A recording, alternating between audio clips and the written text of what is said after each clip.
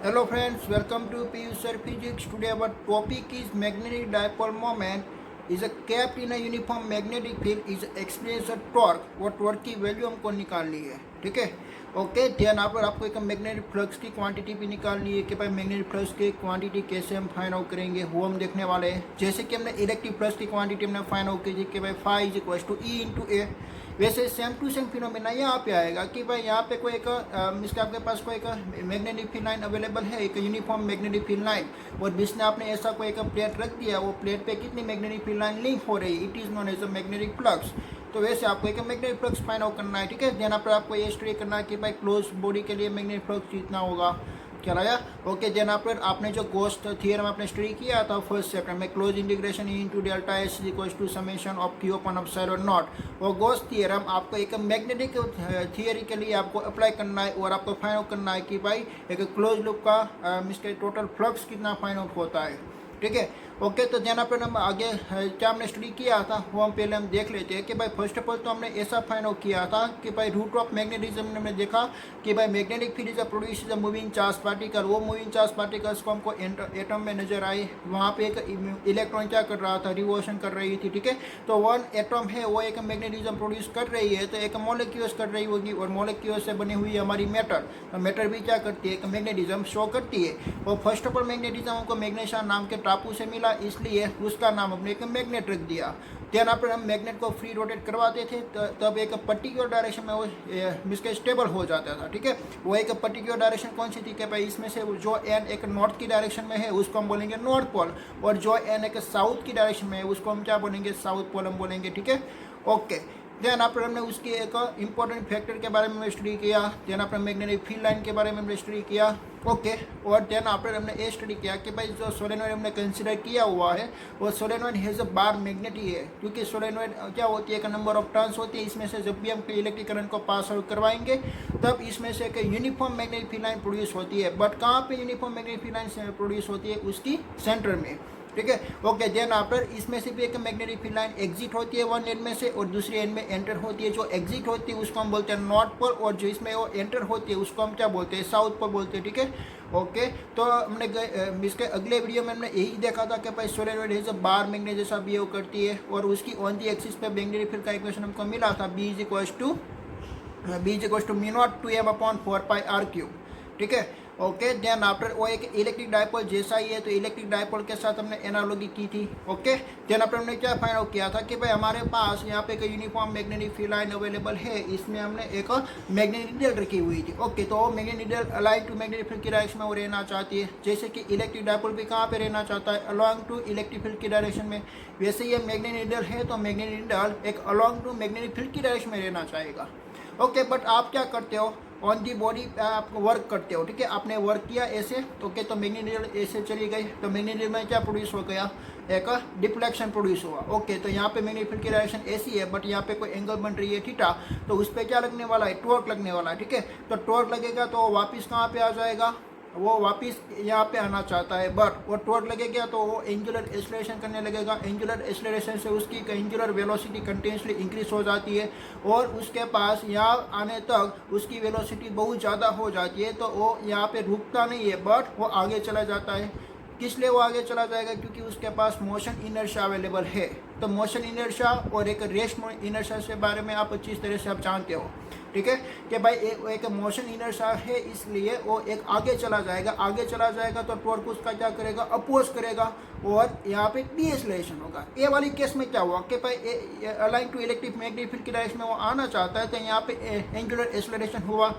Then after उस पर एक क्रॉस करके वो जो जाता है तो वहाँ पे एंगुलर डीएक्सेलरेशन होता है, वो कंटिन्यूसली उसकी स्पीड डिक्रीज हो जाती है, और वापस यहाँ पे आएगा तो कंटिन्यूसली इंक्रीज होके जाएगी।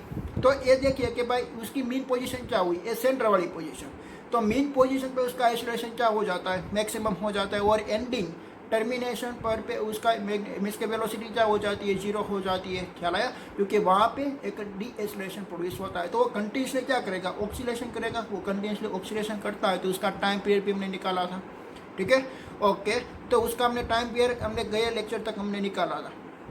देन पर हमको क्या करना है कि भाई ये वाला केस ही आपको कंसिडर करना है। हम उसको क्या बोल सकते हैं, मैग्नेटिक डायपोल बोल सकते हैं ना। मैग्नेटिक नीडल को क्या बोल सकते हैं, मैग्नेटिक डायपोल बोल सकते हैं, ठीक है। वो मैग्नेटिक डायपोल को आपने एक यूनिफॉर्म मैग्नेटिक फील्ड लाइन में कैप किया हुआ है। एक यहाँ पे एक यूनिफॉर्म मैग्नेटिक फील्ड लाइन है, तो इसमें आपने कैप किया हुआ है। तो आपका टॉर्क का इक्वेशन तो आपको मालूम है, tau is equal to M B sine theta आती है, ठीक है।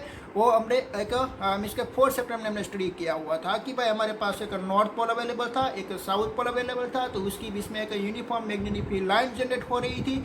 उसकी बीच में अपने करंट कैरिंग कॉइल रखी हुई थी। वो करंट कैरिंग कॉइल में क्या प्रोड्यूस हुआ था, टॉर्क प्रोड्यूस हुआ था और एक रोटेशन करने लगी थी, ठीक है। ओके, तो वो टॉर्क हमने फाइंड आउट की थी, tau is equal to N I A B sine theta, but N I A is a magnetic momentum, so that tau is equal to M B sine theta find out हुआ था। तो यहाँ पे भी क्या है कि भाई ये मैग्नेटिक नीडल है, तो हम उसको क्या बोल सकते हैं, मैग्नेटिक डायपोल बोल सकते हैं। भाई डायपोल का क्या मीनिंग होता है कि भाई जिसके पास 2 पोल है इसको हम बोलेंगे डायपोल, और जिसके पास 1 पोल है उसको हम क्या बोलेंगे, मोनोपोल बोलेंगे। बट मैग्नेट में मोनोपोल अवेलेबल नहीं है। मैग्नेट में क्या होती है कंपलसरी नॉर्थ पोल और साउथ पोल होती है, हम उसको सेपरेट नहीं कर पाते। ऐसा इंपॉर्टेंट फैक्टर अपने स्टडी किया हुआ था। ओके, तो एक मैग्नेटिक नीडल अवेलेबल है, तो उसके पास एक नॉर्थ पोल भी अवेलेबल है और साउथ पोल भी अवेलेबल है, तो हम उसको क्या बोल सकते हैं, मैग्नेटिक डायपोल बोल सकते हैं। ओके, तो ये मैग्नेटिक डायपोल ने आपने क्या कहाँ पे पुट किया, एक यूनिफॉर्म मैग्नेटिक फील्ड में आपने पुट किया। ओके, तो कहाँ पे रहना चाहती है, अलाइन टू मैग्नेटिक फील्ड की रेश में रहना चाहती है। बट आपने क्या किया, आपने उस पर एक्सटर्नल फोर्स लगाया। ओके, तो एक्सटर्नल फोर्स लगाने के लिए आपके पास क्या होनी चाहिए भाई, आपके पास एनर्जी होनी चाहिए। तो आपकी एनर्जी यूज करके उस पर आपने फोर्स लगाया, तो उसका डिस्प्लेसमेंट हुआ।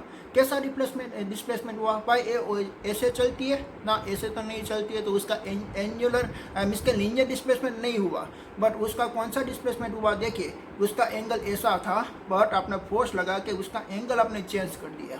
तो यहाँ पे कौन सा डिस्प्लेसमेंट हो रहा है, एंगुलर डिस्प्लेसमेंट हो रही है, ठीक है। बट डिस्प्लेसमेंट तो हो ही रही है, आपने फोर्स लगाया। देखिए देन पर आप फोर्स भी देखिए कि भाई आपने एन पे फोर्स लगाया, तो ओ एन पे भी फोर्स लग गई। तो ये इस वाली फोर्स को हम क्या बोलेंगे, कपल ऑफ फोर्स बोलेंगे। और कपल ऑफ फोर्स क्या रिप्रेजेंट करती है, टॉर्क को रिप्रेजेंट करती है।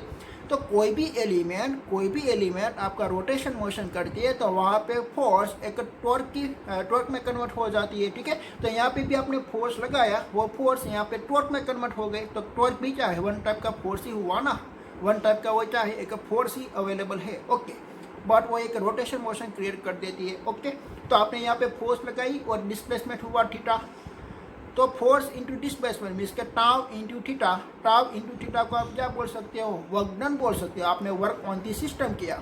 वर्क ऑन दी सिस्टम करने से आपकी मीन्स के सिस्टम की एनर्जी क्या हो जाती है, इंक्रीज हो जाती है। तो work done on the system करने से उसकी एनर्जी इंक्रीज हो गई। कौन सी एनर्जी इंक्रीज हो गई, पोटेंशियल एनर्जी इंक्रीज हो गई। वो पोटेंशियल एनर्जी आपको निकालनी है, ख्याल आया आपको। ओके, तो देन आफ्टर आपने जो वर्क किया और उसकी पोजीशन ऐसे आ गई, देन आफ्टर उसके पास एक एनर्जी आ गई। अब वो अपने आप अप डाउन मोशन वो कर सकती है, क्योंकि आपने उसको एनर्जी दी। तो एनर्जी का यूज़ करके वो वापस कहाँ पे आना चाहती है, अलाइन टू मैग्नेटिक फील्ड में आना चाहती है। तो अलाइन टू मैग्नेटिक फील्ड तो आएगी, बट उसमें क्या हो जाएगा, मीन्स के मोशन इनर्शिया के कारण वो रुकती नहीं है, वापस अपर डायरेक्शन में चली जाएगी और देन पर वापस यहाँ पे आएगी ऐसे। तो कंटिन्यूसली क्या करती है, ऑक्सीलेशन। बट तो उसके पास आपको एक परफेक्ट पोटेंशियल एनर्जी डिराइव करनी है कि भाई ए वाली लोकेशन पे उसके पास कितनी पोटेंशियल एनर्जी होगी, वो आपको फाइंड आउट करनी है, ठीक है। आप देखिए कि भाई ऐसे आपका डायपोल था, तो डायपोल को मैंने फोर्स लगाया इस डायरेक्शन पे और उसकी मैंने 90 डिग्री कर दी। तो इनिशियल पोजीशन क्या हो गई, 90 डिग्री। देन आफ्टर वो क्या करेगा, देन आफ्टर वो यही डायरेक्शन में आया, ठीक है। उसने एक एनर्जी यूज़ कर ली, तो इतना उसने एंगल बना दिया थीटा। तो ए वाली पोजीशन पे उसके पास कितनी पोटेंशियल एनर्जी होगी, वो आपको डिराइव करनी है, ठीक है। सेमी फिनोमिना जो इलेक्ट्रिक एनर्जी में हमने स्टडी किया हुआ था, ऐसा ही फिनोमिना यहाँ पे एक मैग्नेटिक फील्ड के कारण है, ठीक है। सेम टू सेम ही है। अगर आपको फर्स्ट सेप्टेम्बर में से मीन्स के आपको फर्स्ट सेप्टेम्बर परफेक्ट आया हुआ होगा, तो आपको ए वाली सेपरेट उसके साथ कंपेरिजन ही करनी है ओनली वन कि भाई इलेक्ट्रिक फ्लक्स है, so that electric flux phi is equal to E A cos theta. तो यहाँ पे same to same magnetic flux available है, तो so that phi is equal to B A cos theta, क्योंकि यहाँ पे मैग्नेटिक फील्ड भी होगी। वो एक प्लेट पे मीन्स के कोई एक प्लेट है आपकी, वहाँ पे इंटरसेक्ट होगी, तो उसकी आपको क्वांटिटी मेजरमेंट करनी है, चला है। सेमी फिनोमिना आपको यहाँ पे अप्लाई करना है, तो आपको इसके लिए फर्स्ट चैप्टर आना चाहिए, ठीक है।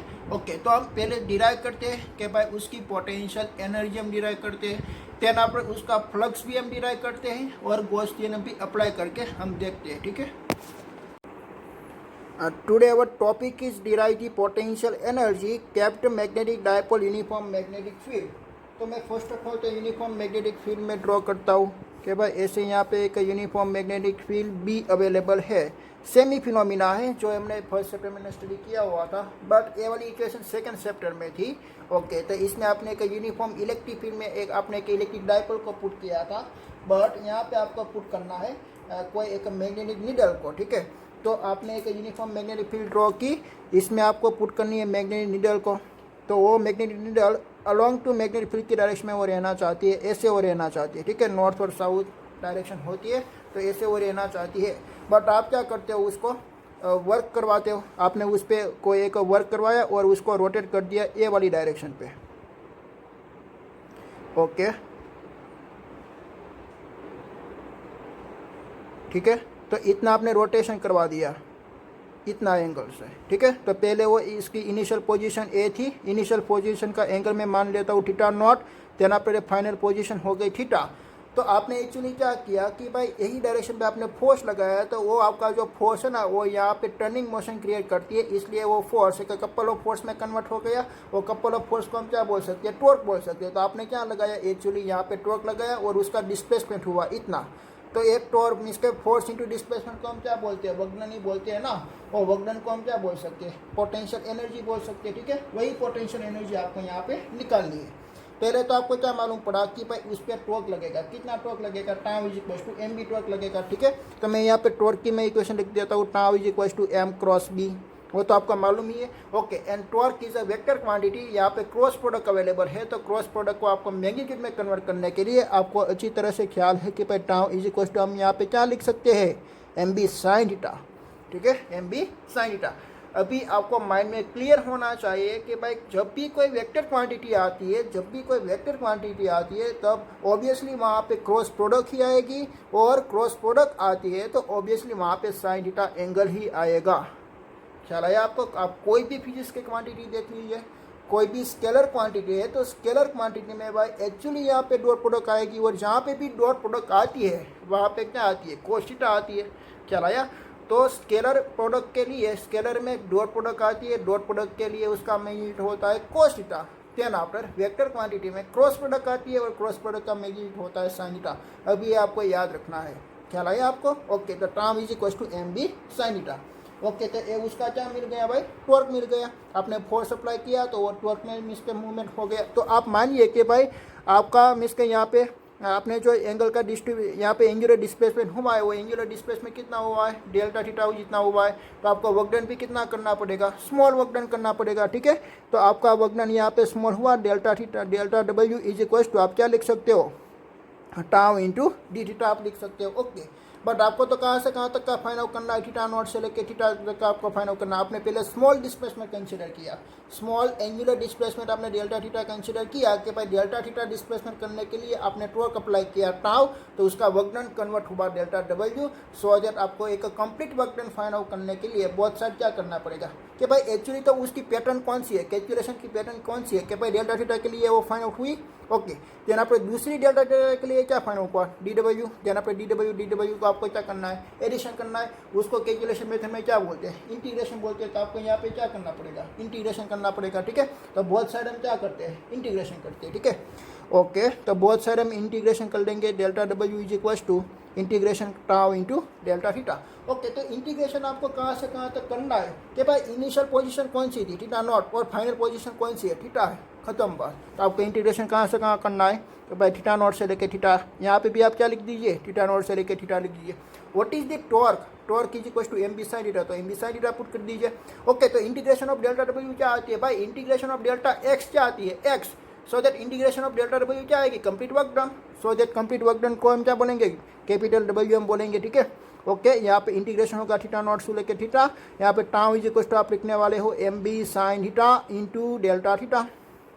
ओके, देखिए भाई मैग्नेटिक मोमेंट यहाँ पे क्या होती है, कांस्टेंट होती है, और मैग्नेटिक फील्ड भी आपने क्या कंसीडर की हुई है, यूनिफॉर्म कंसिडर की हुई, दिस इज नॉट वेरिएबल, तो वेरिएबल नहीं है तो हम उसको बोल सकते हैं भाई कांस्टेंट, और कांस्टेंट का इंटीग्रेशन नहीं हो सकता, इसलिए हम उसको इंटीग्रेशन से बाहर रख देंगे। ठीक है, तो यहाँ पे एम बी बाहर आ जाएगा और इंटीग्रेशन आपको करना है थीटा नॉट से थीटा तक का साइन थीटा का। ओके, साइन थीटा का इंटीग्रेशन क्या आएगा भाई, मैथ के स्टूडेंट को आता ही होगा, साइन थीटा का इंटीग्रेशन होती है भाई माइनस कोस थीटा, तो हम यहाँ पे क्या लिख सकते हैं, माइनस कोस थीटा लिख सकते हैं। और यहाँ पे लिमिट है तो आपको यहाँ पे भी लिमिट लगानी पड़ेगी। ओके, तो ये वर्क डन हुई, work done is equal to W is equal to M B, ये माइनस साइन है तो माइनस साइन ही लिखना है, आपको पहले अपर लिमिट पुट करनी है, तो cos थीटा और माइनस माइनस प्लस होने वाली है cos थीटा नॉट। ओके, तो ये एक्चुअली आप क्या करते हो कि भाई आपकी कोई भी फॉर्मूला है ना, तो जो प्लस वाली है ना, प्लस वाली जो टर्म होती है वो आप उसको पहले लिखना चाहते हो, बट यहाँ पे माइनस वाली टर्म पहले है तो मैं उसका वापस इक्वेशन में लिखना चाहता हूँ। ओके, और देन आफ्टर दूसरा भी देखिए कि भाई आपने जो टोटल वर्क डन किया यहाँ से लेके यहाँ तक को मिडल को हम इसके घुमाने के लिए आपने उस पर फोर्स लगाया, this force is convert into the torque, और आपका डिस्प्लेसमेंट हुआ थीटा नॉट से लेकर थीटा तक, तो आपके इसके वर्क डन करने के लिए आपकी कोई एनर्जी का वेस्ट हुआ होगा। ठीक है, आपकी कोई एनर्जी लॉस्ट हुई होगी। ओके, तो वो सभी एनर्जी कहाँ पे कन्वर्ट हो गए होगी, मीन्स के यहाँ पे सभी एनर्जी एक पोटेंशियल एनर्जी की टर्म में कन्वर्ट हो गई। ठीक है, तो ये वर्क डन को हम क्या लिख सकते हैं, पोटेंशियल एनर्जी हम लिख सकते हैं यू, तो U is equal to M B, और फर्स्ट में यहाँ पे लिख देता हूँ cos theta naught and then after minus cos theta. Okay, तो यहाँ पे देखिए कि भाई कहाँ पे पोटेंशियल एनर्जी जीरो होती है, इनिशियल में कहाँ पे पोटेंशियल एनर्जी जीरो होती है, तो भाई पोटेंशियल एनर्जी को जीरो करने के लिए कोस की वैल्यू आपको क्या करनी पड़ेगी, जीरो। तो आप देखिए विचारिए कि भाई आपको सोचना पड़ेगा कि भाई कहाँ पे पोटेंशियल एनर्जी जीरो होने वाली है, कि भाई थीटा की वैल्यू कब, मीन्स के थीटा की वैल्यू 90 डिग्री होगी तो cos 90 is equal to zero, तो आपको उसको आप एनर्जी देते हो और यहाँ पे 90 डिग्री जितना आप क्या कर लेते हो, तो डिफ्लेक्शन कर लेते हो। ठीक है, तो यहाँ पे 90 डिग्री जितना आपने डिफ्लेक्शन कर दिया, वहाँ पे आपकी पोटेंशियल एनर्जी क्या होने वाली है, जीरो होने वाली है। ठीक है, तो इनिशियल पॉइंट में क्या कंसिडर कर लेता हूँ, theta naught is equal to 90 degree, initial point theta naught is equal to 90 degree when potential energy is zero। ठीक है, okay, A theta naught is equal to 90 degree आपको ए वाली equation में आपको पुट करनी है, इक्वेशन नंबर 1 में। तो देखिए आपका इक्वेशन क्या बनने वाला है कि भाई U is equal to M B cos 90 degree and minus cos theta, so that cos 90 degree is equal to zero, so that u is equals to minus mb cos theta. ठीक है, ये आपकी पोटेंशियल एनर्जी फाइंड आउट हुई। Okay, और potential energy को अगर आप vector की क्वांटिटी में लिखना चाहते हो, पहले तो potential energy is not vector quantity, this is a scalar quantity, but यहाँ पे magnetic momentum and magnetic field B is a vector quantity, तो आप उसको वेक्टर में लिखना चाहते हो तो u इज इक्वल टू आप क्या लिख सकते हो, माइनस एम डॉट बी लिख सकते हो, नॉट क्रॉस।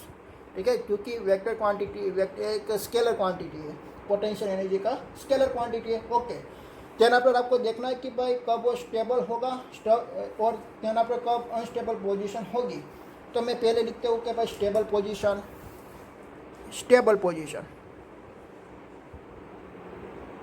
तो स्टेबल पोजीशन हम किसको बोलेंगे कि भाई मैग्नेटिक मोमेंटम और मैग्नेटिक फील्ड लाइन बी दोनों की डायरेक्शन सेम हो, मीन्स के दोनों पैरेलल हो, दोनों जो पैरेलल होते हैं वो वाले मैकेनिज्म को हम क्या बोलते हैं, स्टेबल पोजीशन। स्टेबल पोजीशन का मीनिंग क्या होता है, देखिए कि भाई आपकी मैग्नेटिक नीडल यहाँ पे है, तो मैंने यहाँ पे क्या लगाया, टॉर्क लगाया, तो इसने डिस्प्लेसमेंट किया, तो वापस कहाँ पे आना चाहती है, एक मीन्स के अलाइन टू मैग्नेटिक फील्ड की डायरेक्शन में आना चाहती है। ठीक है, तो वो पोजीशन क्या होगी, स्टेबल।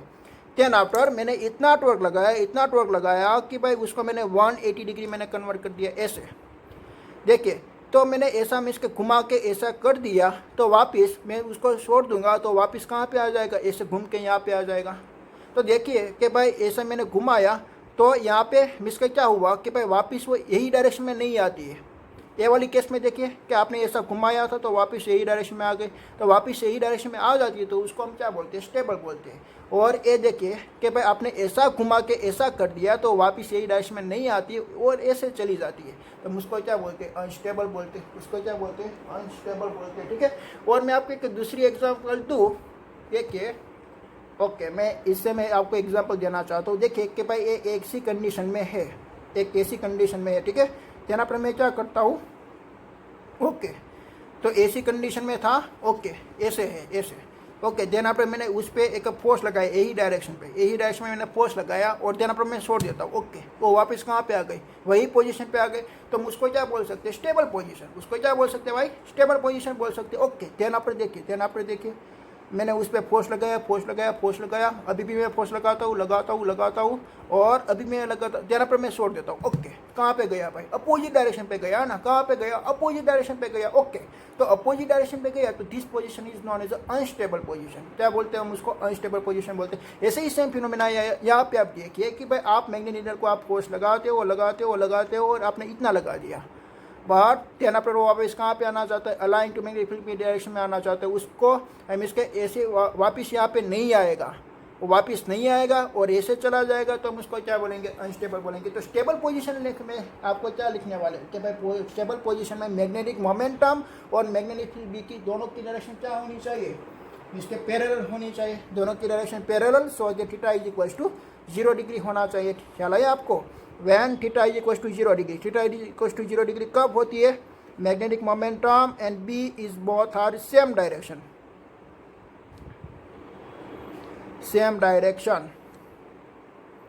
का। तो हम उसको क्या बोल सकते हैं कि भाई M magnetic momentum and B is parallel to each other भी आप लिख सकते हो, ठीक है। देन आफ्टर यहाँ पे थीटा इक्वल टू क्या होने वाली है, theta equal to 0 degree, so that your potential energy is minus M B cos 0 is equal to होती है 1, so that potential energy is minus M B, okay. Then आपने दूसरी पोजीशन देखिए, unstable position.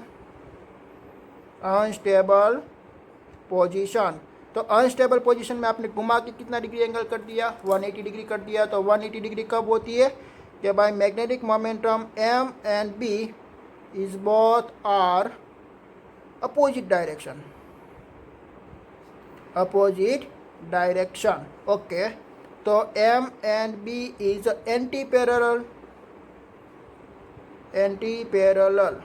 ठीक है, to each other, so that theta angle is making M or B is 180 degree, okay। So that your equation u is equals to minus mb cos 180 degree, cos 180 is also minus, so that minus is become positive, so that your potential energy is a maximum mb, this potential energy is a maximum, okay। तो ये आपकी potential energy find out हो गई। ख्याल आया stable और unstable position में, okay. ये सेम टू सेम ही फिनोमिना है जो इलेक्ट्रिक फील्ड में आपने देखा था, वही फिनोमिना यहाँ पे है। नेक्स्ट आपको स्टडी करना है magnetism and Gauss law, okay भाई। गॉस लॉ हमने कहीं पे वर्ड हमने सुना है भाई, कौन से वाले चैप्टर में हमने सुना है, फर्स्ट वाले चैप्टर में गॉस थ्योरम हमने देखा था भाई। हम क्वेश्चन सरफेस कंसिडर करते थे, देन आपने हम चेक करते कि भाई उसके आंसर में कितना चार्ज अवेलेबल, अगर चार्ज अवेलेबल होगा तो फ्लक्स फाइंड आउट होगा, वरना फ्लक्स ये क्या आने वाला है भाई, 0 आने वाला है। देन आपने हम दूसरा भी क्या सोचते थे कि भाई क्वेश्चन सरफेस की जो बाउंड्री है, और बाउंड्री की इनसाइड वाला चार्ज भी हमको काउंट करना है, जो आउट वाला चार्ज है उसको हमको काउंट नहीं करना है, ठीक है, ओके। ऐसा हमने सभी इसके उसकी एप्लीकेशन हमने देखी थी कि लीनियर चार्ज डेंसिटी वाली एप्लीकेशन, देन आपका चार्ज कोई प्लेट में डिस्ट्रीब्यूशन हुआ है उसकी एप्लीकेशन, देन आपका चार्ज को एक स्फेरिकल सेल के बाउंड्री सरफेस में डिस्ट्रीब्यूशन हुआ है उसका एप्लीकेशन, देन आपका चार्ज को एक वॉल्यूमेट्रिक में डिस्ट्रीब्यूशन हुआ है उसका भी अपने एप्लीकेशन देखा हुआ था, ठीक है।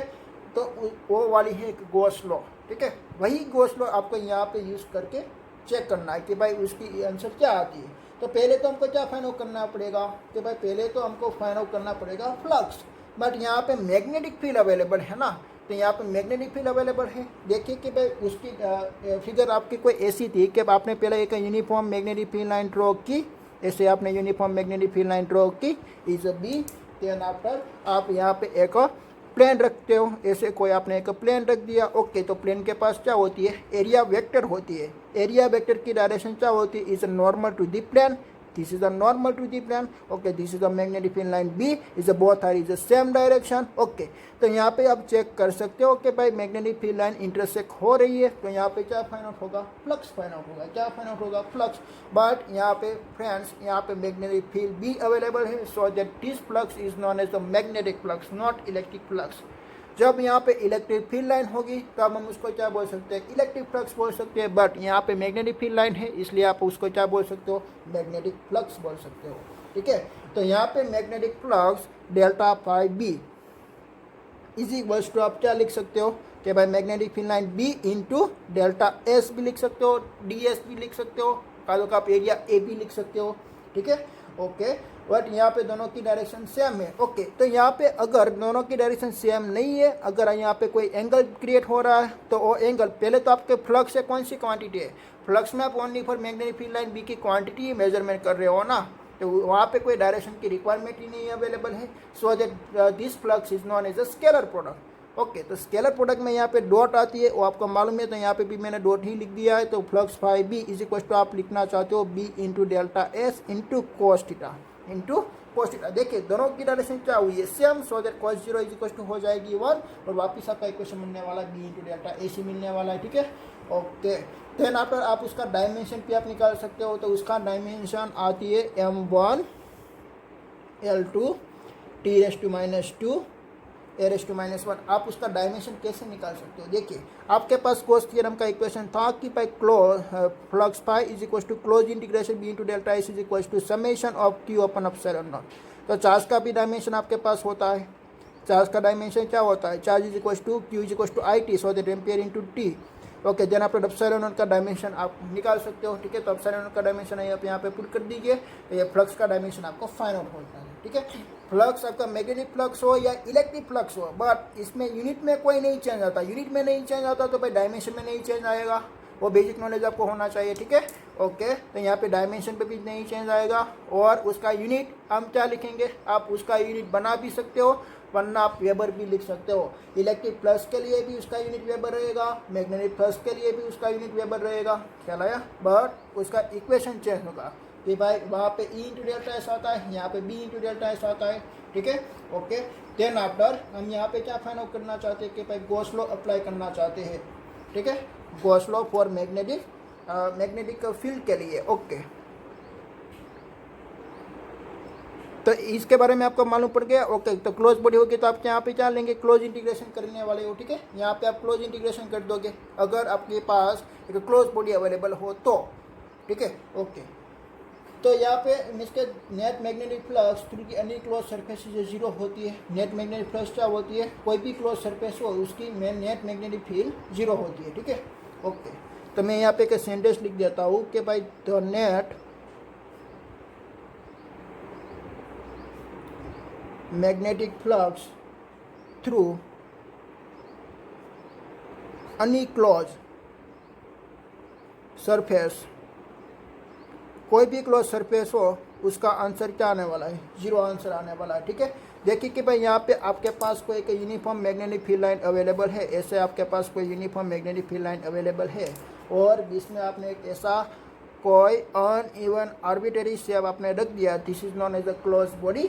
ओके, और उसका एरिया, उसका मीन्स के एरिया आप स्मॉल एरिया कंसिडर कीजिए, this small area is a delta S, so that this area vector is a normal to the plane, this is a normal vector, this is a magnetic field line B।